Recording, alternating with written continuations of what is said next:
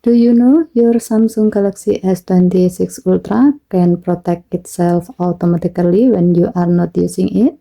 With Inactivity Restart, your phone will restart itself after being locked for a certain period, helping keep your data secure. Let me show you how to enable it. First, open Settings, scroll down and tap Security and Privacy. Scroll down and tap More Security Settings. Then find Inactivity Restart and then make sure to turn it on.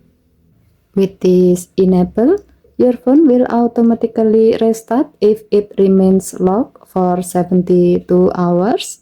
This helps protect your data by resetting your phone into a more secure state. A few things to keep in mind. After your phone restart, you will need to unlock it before you can receive notification and alarm from some apps. You may also need to unlock your SIM card before receiving calls, and caller information might not appear until the device is unlocked.